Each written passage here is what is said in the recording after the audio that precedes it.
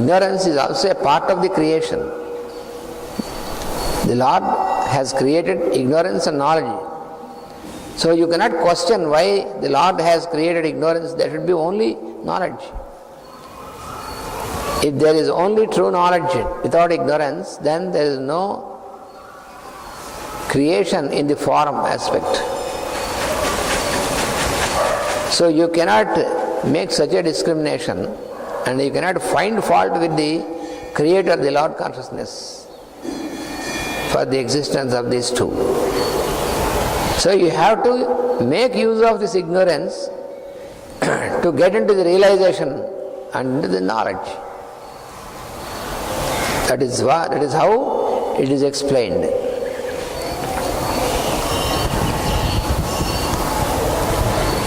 అందుకని ఏ జ్ఞాత్వా, ఈ శ్లోకంలో మనకు ఏం చెప్తున్నటువంటి అంటే ఏ జ్ఞాత్వా, దేన్ని ఈ విధంగా తెలుసుకున్నట్లయితే పునః మోహం న యాస్యసి, ఏవం మోహం, ఈ విధమైనటువంటి మోహాన్ని నువ్వు మళ్ళీ పొందవన్నాడు.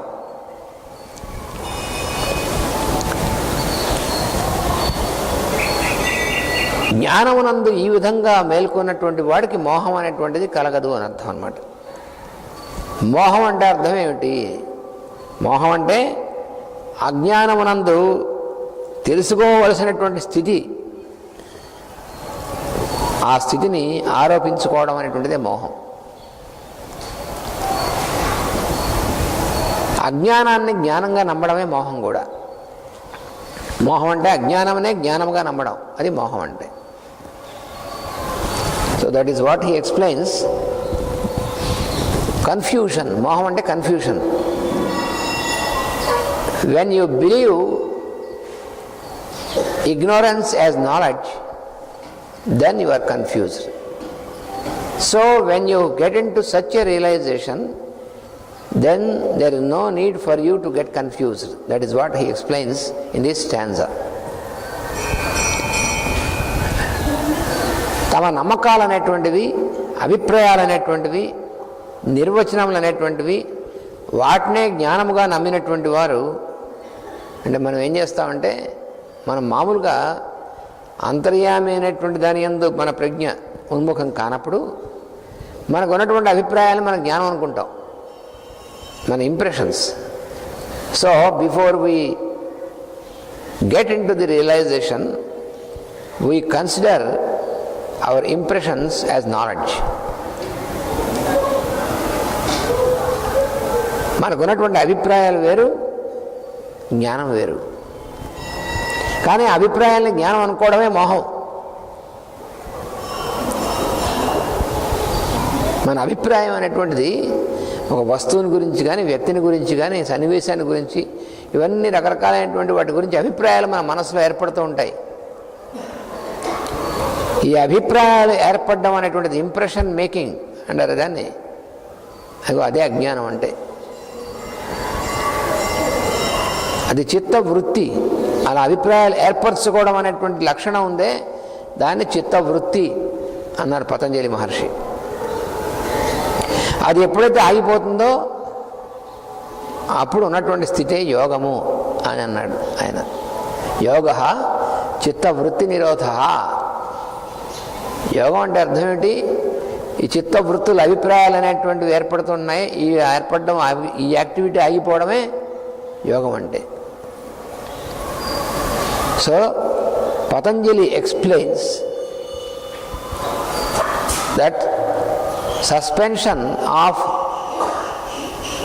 such an activity of mind where we form the impressions, so that state of suspension is called yoga.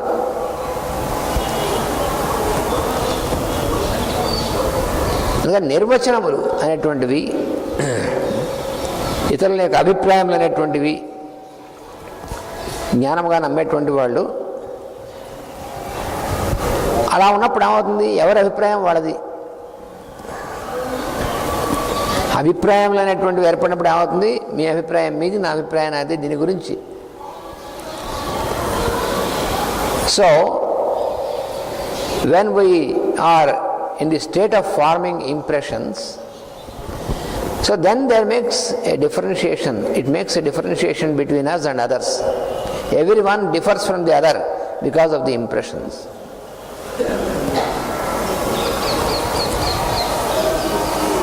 Your impression is different from my impression about the same object. It is like the story of an elephant and the blind man. ఏనుగు గుడ్డివాళ్ళు అనేటువంటి కథ ఉంది ఒకసారి మనం చెప్పుకున్నాం చిన్నప్పుడు. నాకు గుడ్డివాడు అన్నమాట. వాడు ఏనుగుని తడివి చూశారు. ఒకడేమో ఏనుగు యొక్క తొండం పట్టుకుని ఏనుగు అనగా గొట్టంలా ఉంటుంది అన్నాడు వాడు. ఇంకోటేమో ఏనుగు యొక్క కాలు పట్టుకున్నాడు. ఏనుగు అనగా ఒక స్తంభంలా ఉంటుంది అన్నాడు వాడు. ఇంకోటేమో ఏనుగు యొక్క తోక పట్టుకున్నాడు వాడు. ఏనుగు అనగా ఒక తాడులా ఉంటుంది అన్నట్టు వాడు. అలాగే మనం కూడా మన యొక్క అభిప్రాయములు అనేటువంటి స్థితిలో మనం ఉన్నప్పుడు ఎవరి అభిప్రాయం వాడిది. ఒకటి అభిప్రాయం సంబంధం ఉండదు. అప్పుడు మనం మోహంలో ఉంటాం. అందుకని మనం ఏమనుకుంటామంటే ఆ అభిప్రాయమే జ్ఞానం అనుకుంటాం. మనం నాకు చాలా విషయాలు తెలుసు, నాకు చాలా జ్ఞానం ఉంది. ఏమిటి తెలుసు మనకి? దాని యొక్క ఆకారము, రంగు, రుచి, వాసన, దాన్ని బట్టి తెలిసినటువంటి దాన్ని మనం జ్ఞానం అనుకుంటున్నాం. మన వారు చాలా మంచివారు అంటాం. దీనివల్ల అంటే వీడు అడిగినటువంటి దాన్ని వాడు సాయం చేశాడు కాబట్టి మంచివాడు అంటాం. ఇంకోటి ఏమంటాడు, ఏం మంచిలండి, ఎందుకంటే వాడికి సాయం చేయలేదు కాబట్టి వాడు మంచివాడు కాదంటాడు. ఒకే వ్యక్తిని గురించి ఎందుకని? ఇది అభిప్రాయం, జ్ఞానం కాదు. వారు మంచివాడు అన్నవాడికి జ్ఞానం కాదు, వారు మంచివారు కానున్నవాడికి జ్ఞానం కాదు, అభిప్రాయం మీద ఆధారపడినటువంటిది. So any perception based on the impression is not knowledge, because the impressions, through the impressions one person differs from the other person. ఇంద్రియముల చేత, ఇంద్రియముల ద్వారా, ఇంద్రియార్థముల నుంచి, ఇంద్రియార్థముల గురించి మనకు తెలిసేటువంటిది ఉందే, అదంతా జ్ఞానం కాదు.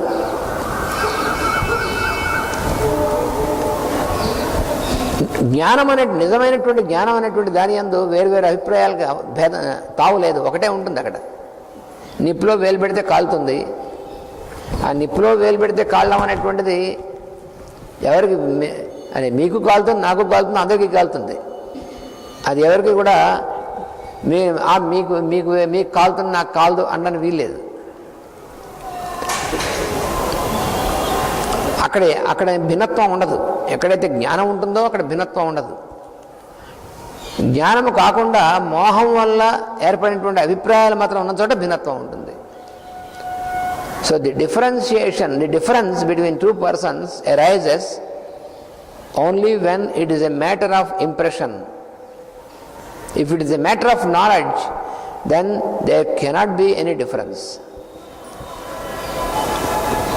It is just like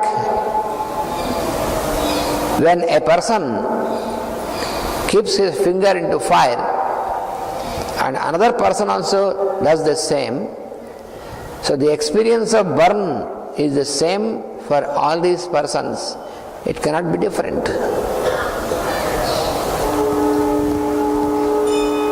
So an experience of a true knowledge and its experience cannot be different from one person to other person.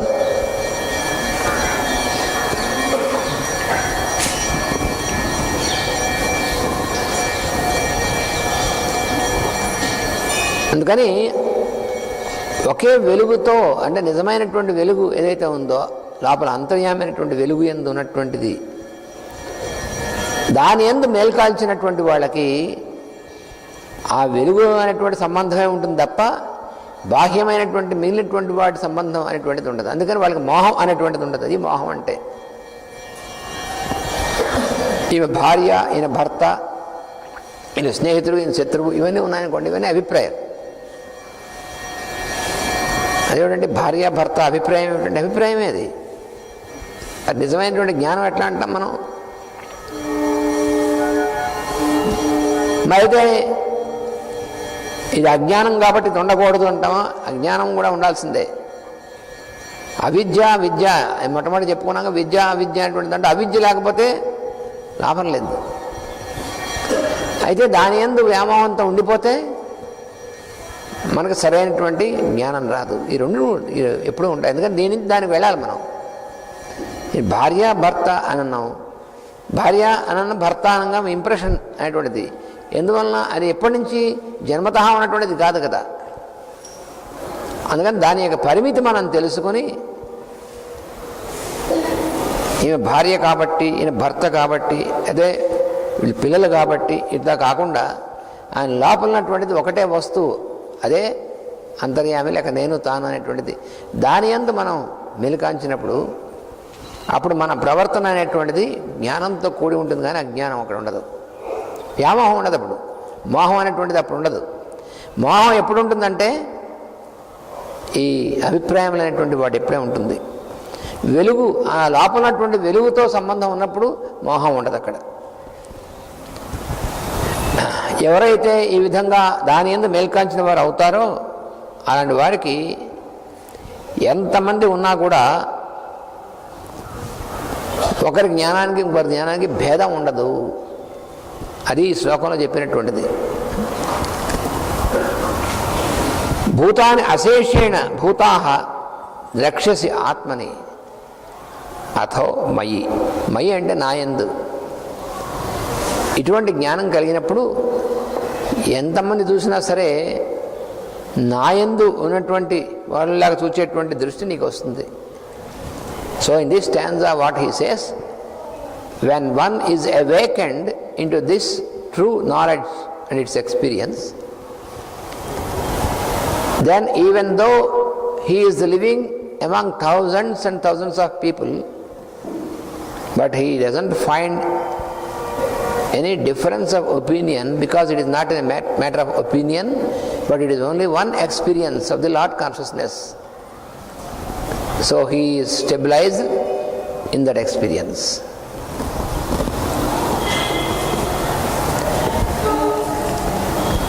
36వ శ్లోకంలో 35వ శ్లోకంలోకి వచ్చినప్పుడు ఇది మనం చెప్పుకున్నటువంటిది. అందుకని సత్యమైనటువంటి జ్ఞానం అనేటువంటిది ఏదైతే ఉందో అది ఈశ్వరుడు ఒక్కడే. అది పొందినటువంటి వాడు సర్వజీవులను తానుగానే గుర్తిస్తాడు. అందుకని నిజమైనటువంటి జ్ఞానం పొందినటువంటి వాడు ఎవరిని చూసినా కూడా తానుగానే గుర్తిస్తాడు. So A person who is stabilised in this true knowledge of the indweller, so with whomever he makes a transaction, he perceives only himself there as the other person. ఇది మనం తెలుసుకోవాల్సినటువంటిది. ఎవరిని చూసినా కూడా తనను చూసినట్టుగానే అటువంటి అనుభూతిలోనే ఉంటాడు. దీన్ని ఏమంటారంటే ఆత్మవత్ సర్వభూతేషు యః పశ్యతి సపశ్యతి అన్నారు. సమస్త జీవులు యందు కూడా ఆత్మవత్ యః పశ్యతి. ఆత్మ అంటే ఏమిటి? తానే అని అర్థం. ఆత్మ పరమాత్మ అంటూ ఉంటాం, మనం పదాలు వాడుతూ ఉంటాం. ఆత్మజ్ఞానము, ఆత్మజ్ఞానం అంటే ఏమిటి? ఆత్మజ్ఞానం అనగా అంత తేలిక? ఆత్మజ్ఞానం అంటే ఏమీ లేదు. ఆత్మ అంటే నేను అని అర్థం. ఆత్మజ్ఞానం అంటే నేను అనేటువంటి దాన్ని తెలియజెప్పినటువంటిది ఆత్మజ్ఞానం. ఎందుకంటే దాని గురించి పెద్ద హడావుడేం లేదు. ఆత్మజ్ఞానం అంటే ఆత్మ జ్ఞానము బ్రహ్మజ్ఞానం. ఆత్మజ్ఞానం అంటే నేను అనేటువంటి దాని గురించి తెలియడం. బ్రహ్మజ్ఞానం అంటే అందరిలోనూ ఉన్నటువంటి నేను గురించి తెలియడం బ్రహ్మజ్ఞానం. ఇంతే. దీన్ని ఇంత సులువుగా చేసి చెప్పారు మన మాస్టర్ గారి, మన గురువు గారు. లేకపోతే మనం ఆత్మ అనాత్మ విచక్షణ, దాని ఏదో వేదాంత చర్చలు, దాని గురించి సభలు, ఆత్మ అనగా అనే ఎవరికి అర్థం కాకుండా చెప్పడం. ఆత్మ అంటే ఆయన తేలిక అనుకున్నావా, బ్రహ్మ అంటే ఆయన తేలిక అనుకున్నావా అని. So atma means the I am. What we experiences I am is atma. In Sanskrit it is called atma. And what is Brahma? The I am in everyone is called Brahma. It is so simple. So Atma Jnana means knowledge of the I am. Knowledge about I am is Atma Jnana. Knowledge about the I am in all the beings is called Brahma Jnana. So this is the real meaning of these technical words. There is no complication in this. అందుకని ఆత్మ జ్ఞానం అనేటువంటిది కలిగినటువంటి వాడికి ఎంతమంది ఉన్నా ఎవరిని చూసినా కూడా ఆ ఈశ్వరుడు అనేటువంటి ఆయనందే ఆ దర్శనమే అవుతూ ఉంటుంది. అందుకని ఏం చేస్తాడు, తన యందే సమస్తాన్ని చూస్తూ ఉంటాడు. తన యందంటే తాను అనేటువంటి ఈశ్వరుని యందు. ఈ అభ్యాసం అనేటువంటిది దృఢం అవడం వల్ల సమస్త జీవులందరినీ కూడా నా యందు దర్శించడం అనేటువంటి జరుగుతుంది. అందరిలో ఉన్నటువంటి ఈశ్వరుడు నేననే వెలుగు గనక అతడు అంతర్యామిగా గుర్తింపబడినప్పుడు అతడే పరమేశ్వరుడు లేక దేవుడు అనబడేటువంటి వాడు. ఈ సృష్టి అంతా కూడా ఆయన యందే దర్శింపబడుతుంది. అది ఇందులో చెప్పినటువంటిది.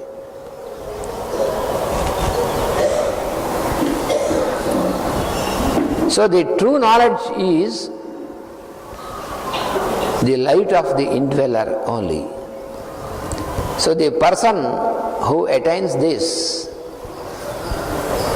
he experiences the same I am in everyone, and he experiences all the world in himself, the I am. So that is the inner light. And when this becomes abhyasa, this becomes his habit, natural habit, then he perceives everything in himself and the indweller everywhere. Then he knows what God is. భగవంతుడు అంటే ఏమిటో అప్పుడు తెలుస్తుంది. లేకపోతే భగవంతుడు అనగా మన యొక్క అభిప్రాయంగానే మనం చూస్తాం. ఇది లేకపోతే ఈ జ్ఞానం అనేటువంటిది మనకు కలకముందు భగవంతుడు దేవుడు అంటే మనం దేవుడి గురించి ఏంటంటే అభిప్రాయం తప్ప ఇంకేం కాదు. మనకి భగవంతుడు అనగా మనం అడిగింది ఇచ్చేటువంటి వాడు అదే ఒక అభిప్రాయంలో ఉంటాం మనం. కానీ ఎప్పుడైతే ఈ రకమైనటువంటి జ్ఞానం మోహం తొలగిపోయి ఈ రకమైన జ్ఞానం కలుగుతుందో అప్పుడు భగవంతుడు అనగా నేను అనేటువంటి వాడు రూపంలోనే అంతర్యామిగా ఉన్నటువంటిదే భగవంతుడు అని తెలుస్తుంది. అప్పుడు 36వ శ్లోకంలో మరొక విషయం కూడా చెప్తున్నాడు ఆయన. అపిచేదసి పాపేభ్యః సర్వేభ్యః పాపకృత్తమః సర్వం జ్ఞానప్లవేనైవ వృజినం సంతరిష్యసి.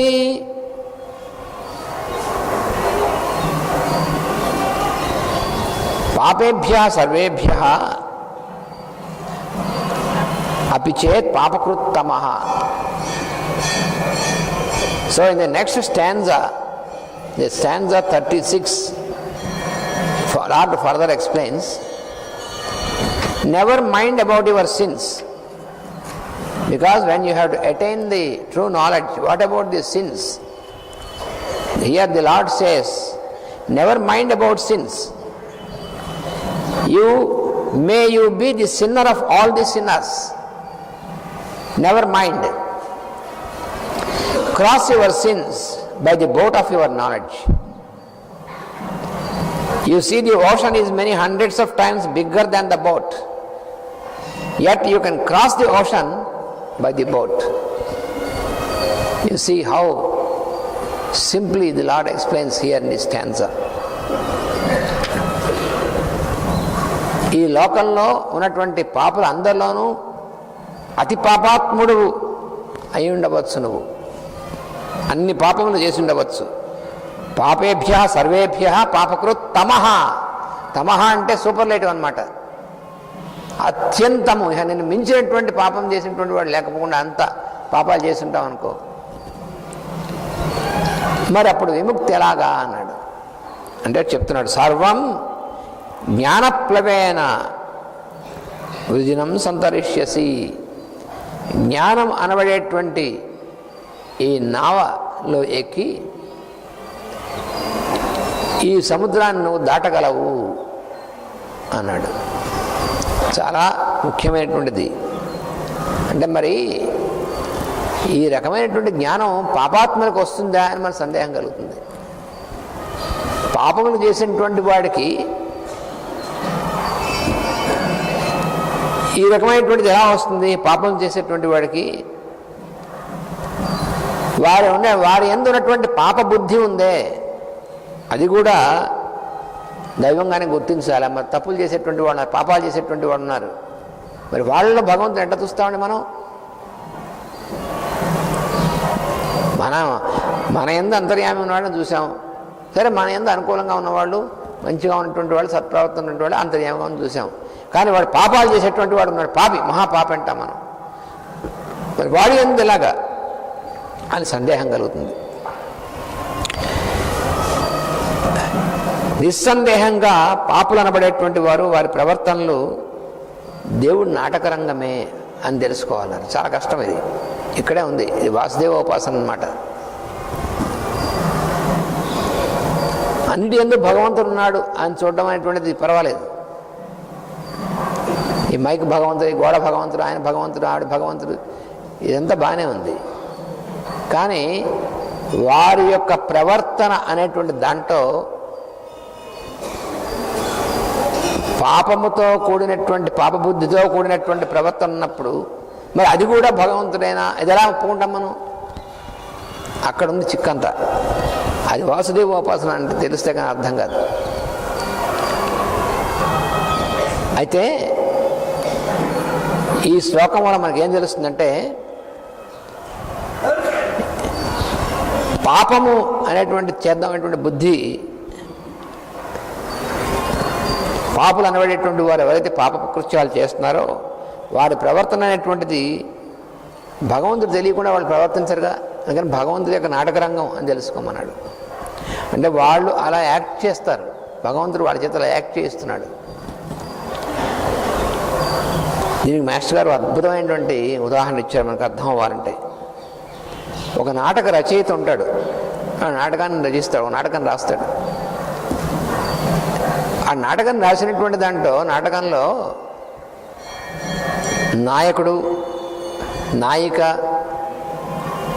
ఇతర పాత్రధారులు, అందులో ఒక క్రూరమైనటువంటి వాడు, దుష్టుడు, ఇవన్నీ కలిపి నాటకం అంటారు. కానీ నాటకం అసలు ఇంకెవరు లేకుండా వాడెవడో ఒకళ్ళు ఇద్దరు కూర్చుని వాడు మొదల నుంచి చివరి దాకా ధ్యానం చేస్తూ కూర్చుంటాడు. నాటకం అంటే ఎట్లా? అదే నాటకం ఎట్లా అవుతుంది మనకి? వాడు నాటకం తెరదీయంగానే వాడు ధ్యానంలో ఉంటాడు. వీరు చాలా సజ్జనులు, వీరు ఎప్పుడు ధ్యానం చేస్తుంటారు. వాళ్ళు ఆ నాటకం ఒక గంట సేపు 2 గంటల సేపు నాటకం వేసి అంతా వాడు కూర్చొని ధ్యానం చేస్తుంటాడు, భగవంతుడు పూజ చేస్తుంటాడు. ఇది నాటకం. అది ఎవడు చూడ్డా నాటకాన్ని? అది రసం అనేటువంటిది ఎప్పుడవుతుంది?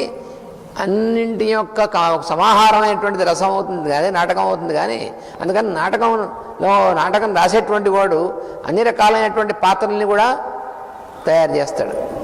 అది నాటకం అంటే. అందువలన అందులో సజ్జనులు, దుష్టులు అనేటువంటి వాళ్ళు అన్ని పాత్రల్లో ఉంటాయి. So how can we understand when we see so many sinners?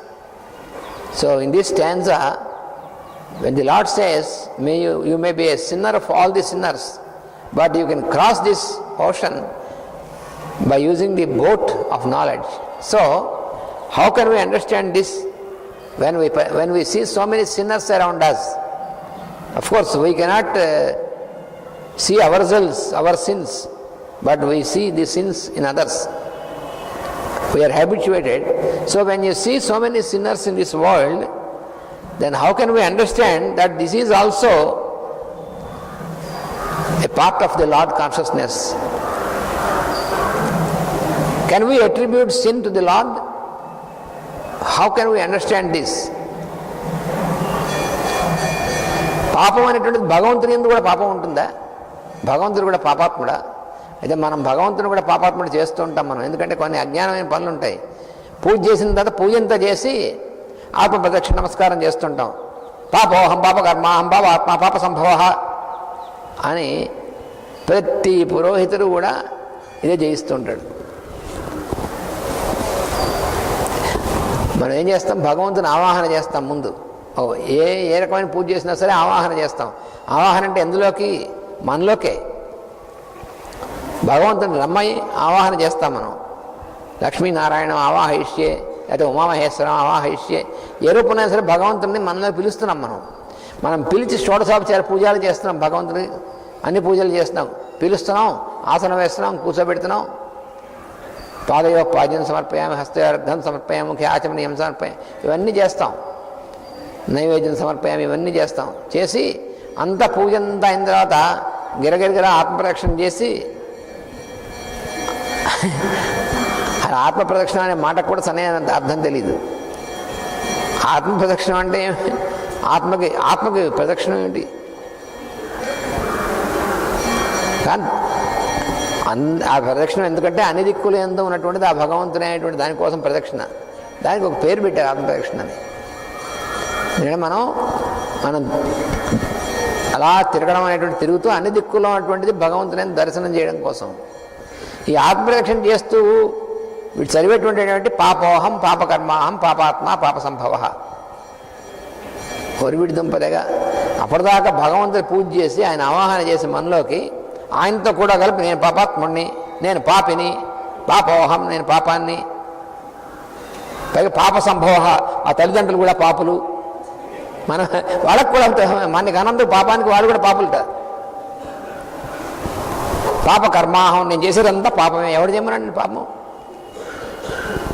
పాపోహం నేను పాపిని, పాప కర్మాహం నేను చేసేటువంటిదంతా కూడా పాపం. పాపాత్మ ఆత్మ కూడా పాపమే. అంటే పరమాత్మ మనలో భగవంతుడు కూడా పాపే. పాప సంభవ మా తల్లిదండ్రులు చేసిన పాపం వల్ల నేను పుట్టాను. ఇది అర్థం అదేండి ఈ శ్లోకానికి.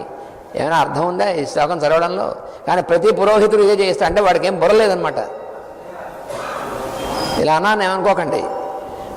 అంటే వేదం చదువుతున్నా దానికి అర్థం తెలియనటువంటి వాడు చేస్తే ఇట్లాగే ఉంటుంది. వాడు కనీసం సంస్కృతం ఏమాత్రం తెలిసిన వాడికి కూడా అర్థం అవుతుంది ఈ శ్లోకం. గిరగిర తిరుగుతూ ఈ శ్లోకం చెప్పిస్తాడు. దీన్ని మాస్టర్ ఏమన్నారంటే గజస్నానం అన్నారు దీన్ని. ఏనుగు శుభ్రంగా స్నానం చేసి వస్తూ మళ్ళీ తొండల్లో బురద నీళ్ళు పెట్టుకుని బయటకు వచ్చాక అవన్నీ చల్లుకుంటుంది అనమాట. ఏదో స్నానం చేసి ఇంక లాభమే ఉంది. అంటే ఎంత కరుడు కట్టిన అజ్ఞానం చూడండి. దీన్నేమో సంప్రదాయమా? ఎవడో సృష్టిస్తాడు. నాలాంటి వాడు కొంచెం సంస్కృతం వచ్చినవాడు ఒక శ్లోకం రాసి పడేశాడు. అది చదువుకుంటూ గిరగిర తిరుగుతుంటాడు. మీరు ఏ గుళ్ళోకైనా వెళ్ళండి, ఎక్కడైనా చేయండి, అసలు ఎంత పెద్ద చాలా ప్రఖ్యాతమైన పురోహితులైనా సరే చివరికి ఈ శ్లోకమే పాపాత్మ పాప సంభవ అని.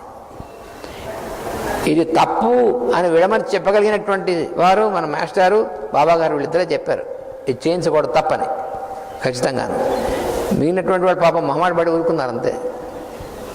పెద్దవాళ్ళు అయ్యండి కూడా ఎంత అపచారం చదవడం.